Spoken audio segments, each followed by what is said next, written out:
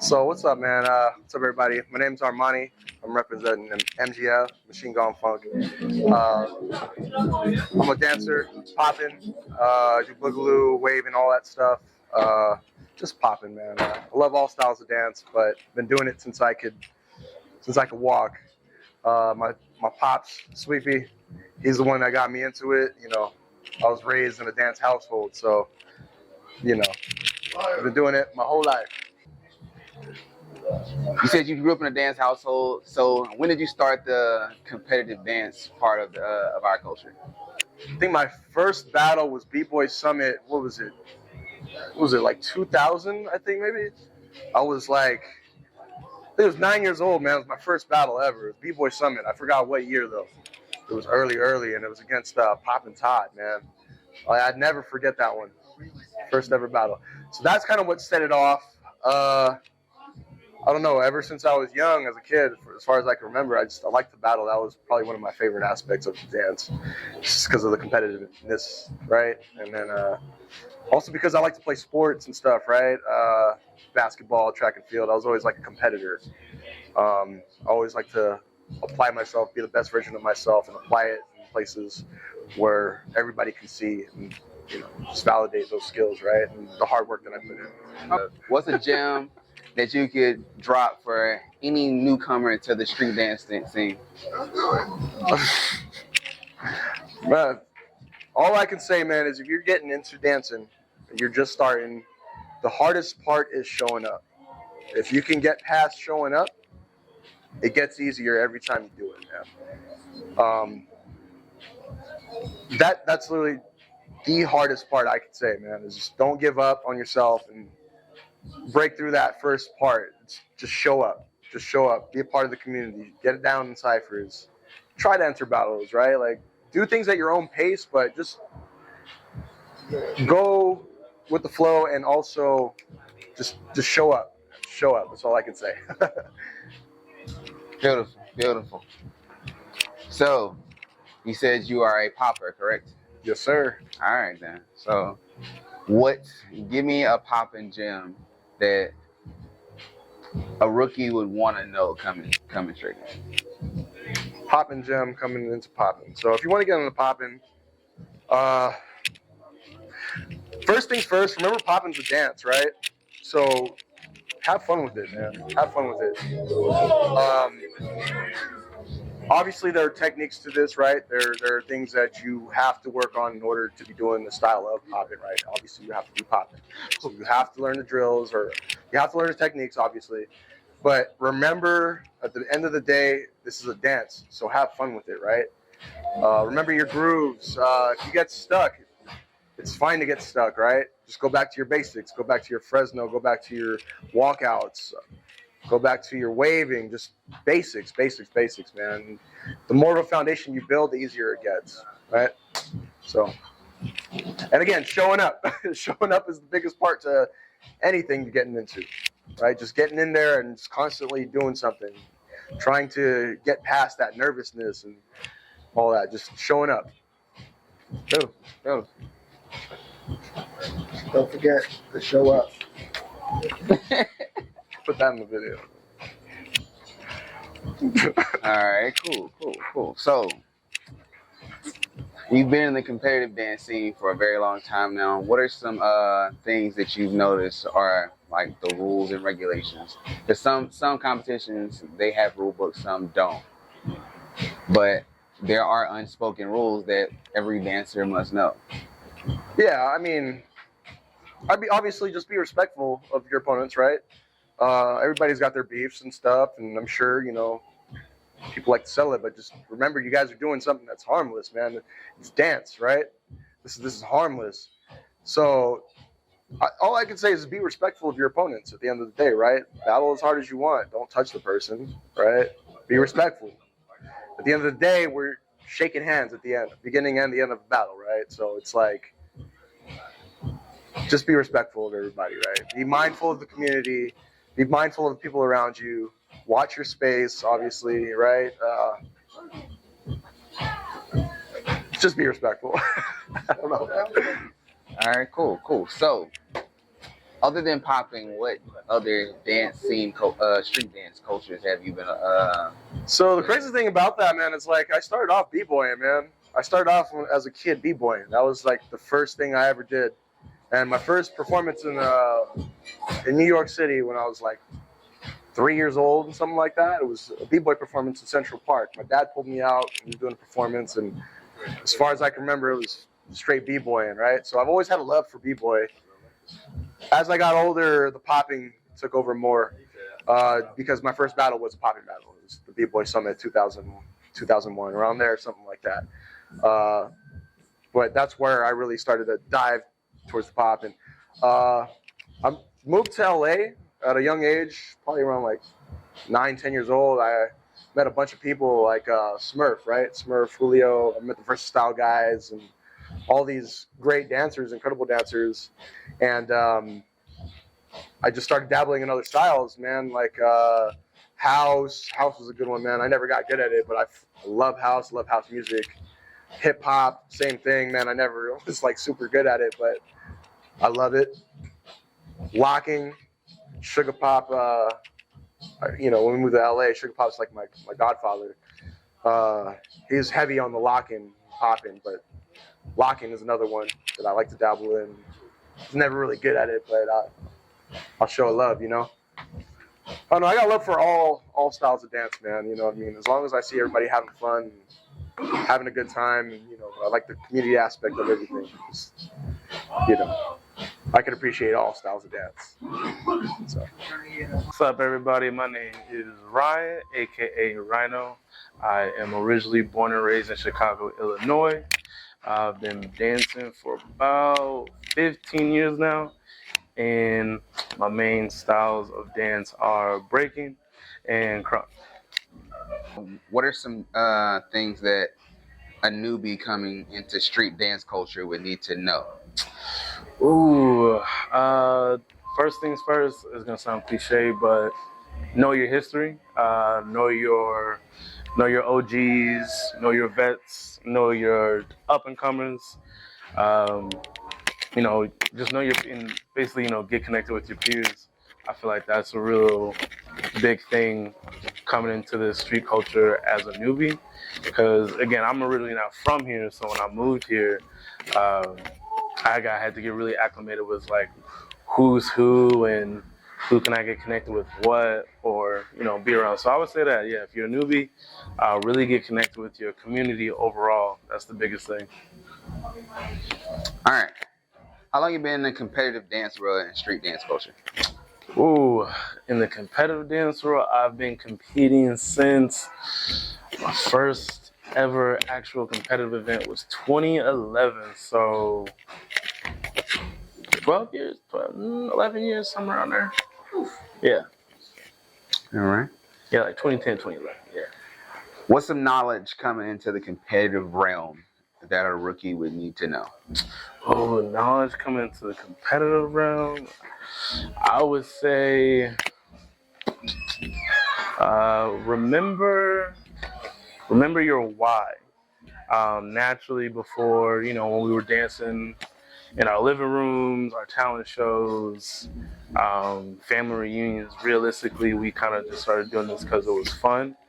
It made us feel good and it was enjoyable. So I would say, never forget that, because in this competitive aspect, when everything gets like real competitive and kind of cutthroat, you can kind of lose that, especially when it comes to, judges and worrying about the 1, 2, 3, this or this or this.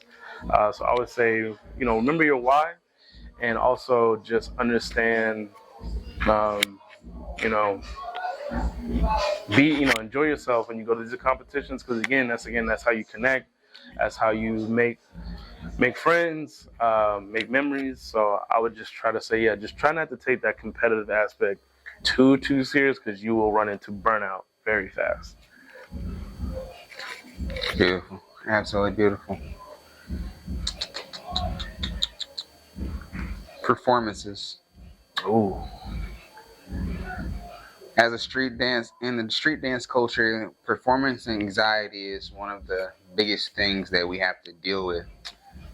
What are some things that you've learned to how to overcome performance anxiety? Overcoming performance anxiety. You know, it's funny. I actually just had a question about this in the last class that I taught. It never goes away. Plot twist. Performance anxiety never goes away. I still deal with it to a certain extent, whether it's, doing a live performance or, going to a battle or have you, or even just going into a cipher, with homies, with friends. It never really ever goes away because naturally, as artists, we care about what we put on the floor. I would say what really can help alleviate that pressure is again just kind of whether it's taking a couple deep breaths or going to a friend and just being honest and being like, yo, I'm nervous, help me out, find some tools, some tricks to kind of help you out. For me, I focus a lot on my breathing. When I'm starting to feel that anxiousness really start to take over, I really focus on my breathing. I try to focus on the environment around me and the people who are around me. If I, remember like, oh, these people that I'm around or about to dance in front of, they have my best interest at heart. These people want to see you grow. They want to see you succeed. And, and also nobody's perfect. So, you can try your best. As long as you tried your best and you tried your best, that's all you can ask for at the end of the day. All right. Within the street dance culture, we have a big topic of community. Ooh. Give your best interpretation or definition of what community looks like within this street dance culture. Oh, what community looks like within street dance culture? I would say community looks like, shameless plug, for me it looks like, the jukebox when I come here is one of the best examples of community, not only amongst ourselves, but, when we go out to anybody else's event, we're always making sure, we are showing up when we can. And if not, even just sharing a flyer, that helps. And I think the biggest thing that helps with community is, again, integrating yourself within the community. Again, that's how you get to know different people, know different walks of life, know different perspectives, and really truly trying to like understand one another to where it's not this like sectioned off, cliquey type of thing. So I think, just really diving into your community and getting outside of, certain walls and certain things, I think that can help grow the community even more. Be genuine about it. Like, just be a genuine person. No, absolutely. Hey, go ahead. You gotta go over the desk, Megan. If you just dive and tuck and roll, it'd be a lot quicker. That's crazy. Very crazy. We are dancers. Tuck and rolls are natural, bro. Just need like a 5-6 foot clearance, and hey, we got it. He said 5-6 foot clearance. That's crazy.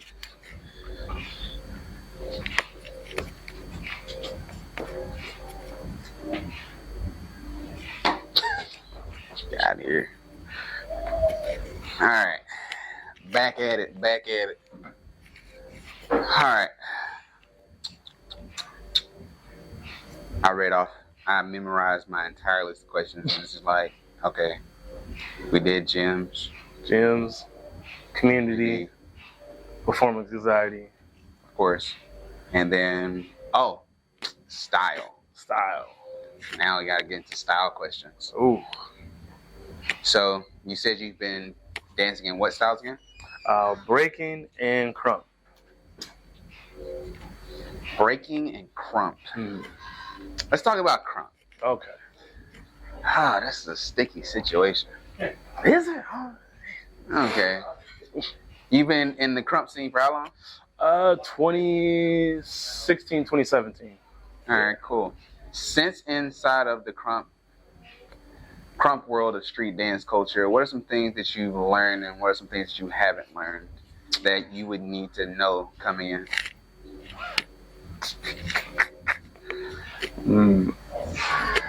Now, is this one more so for me or just like in general for like somebody coming in? General. General? Yeah. Repeat it one more time. What are some things that you've learned that somebody new coming into the crump scene would need to know that you didn't know? Oh, man, something I didn't know. Well, right off the bat, I would say for somebody coming in, something I didn't know is that one, this style of dance is still very, very young, right? It's in its 20s, which I know we think like, oh, that's kind of, it's 2 decades, but when you kind of put it on a timeline with the other street styles that have been around since, arguably 50s, 60s, 70s, and so on, is when you put in that aspect, it's still kind of a baby. So what I would tell someone who's new is crump changes every day. Crump changes what was cool, what was tight, happening last month. You come into a new month, it's like, oh, we're doing something different. So it's always changing, it's always shifting. And if you are not in tune with it, you can, once you have to catch up, you have to catch up. So I would say that was something that I started to learn as I was coming into it, but like it wasn't until like maybe 2 years deep I was really like, man, this is a shifting, living thing. It shifts very fast. So I would say that was one. And then also just be mindful, and this is with any style of dance, but just be mindful of, the politics, the drama, when knowing when to insert yourself into something, and then just to kind of like being able to observe and kind of go, I need to fall back. That's not, because again, certain politics, certain drama, I've seen it when I was like just new, rookie. I've heard so many stories of like, oh yeah, so-and-so used to, crump, they used to dance, and then it just got too much and they fell out. And I'm like, what? And just because it's politics, drama. So you can really run yourself rugged, interjecting yourself into that wholeheartedly. So I would say be mindful of that as well. So again, crump has a competitive space. Mm. Give me your experience being within the crump competitive space. Ooh, as far as like battle sessions or Battles. oh man, I would say my experience. For me, I enjoy it. I come from a competitive home, youngest out of 3 brothers. So for me, I was always wanting to just sharpen iron with iron. Whether that be video games, basketball, whatever. So when I got into the battling of crump, and also coming from that breaking background, which is already kind of head to head in itself, it almost kind of felt home away from home in a sense, but there was the, when I first saw like someone like touch someone in the middle of a battle, I'm like, whoa, they about to get into it, but then slowly, quickly understanding that like, oh wait, no, that's just kind of part of it. Me personally, I love it. I do understand people have certain boundaries with those certain things, but you got to understand like it's not coming from like a malicious place. The touching aspect is more so to kind of, unless it's beefy, unless you're in beef with somebody. But normally if I'm battling somebody and, they might get up in my space or I touch them, it's more so to kind of pulling something out of them, or they're trying to pull something out of me, so where it can just keep going. Again, that iron sharpen iron aspect. That's the way I look at it when it comes to the battle aspect of crump. So again, unless you're in some beef, if you're in some beef, you gotta navigate a little different. I don't know. All right. In the crump session, we are very big on the session. Mm-hmm. What is your view on the importance of the session? I feel like the importance of the session, it brings balance. Like it brings a certain level of like stability back, because we can get into where it can get too overly competitive, where it's just battles, who's better, who's the best, who's this. And I feel like that session kind of, brings us back to, the community aspect of it, getting to whether your sessions are on Monday nights or Friday nights, like here. It's almost, for me, I kind of look at it as like a little reunion, because everyone's got their fams, but when the session comes, that kind of goes out the window a little bit because you're like, you're seeing someone you haven't seen in a minute. Maybe they've been in the lab or they just been focusing on live stuff, and then they finally get to come to a session. So I feel like that session is kind of like the heart for Crump, where it's like you keep that session going, it keeps your community going. Like battles and everything are cool, tournaments are great. The session is where you really get to see people thrive and grow, and you can kind of tell how somebody's week went when they come into the session. I might not have talked to somebody like for 2 weeks, but then I see them in that session that Friday, and I'm like, I was like, okay, I know how your week was, or I know how it was when you were away. So session is very vital. I feel like that is the heart of Crump, the session. If you let that go, everything kind of just goes off balance. Beautiful. That's phenomenal.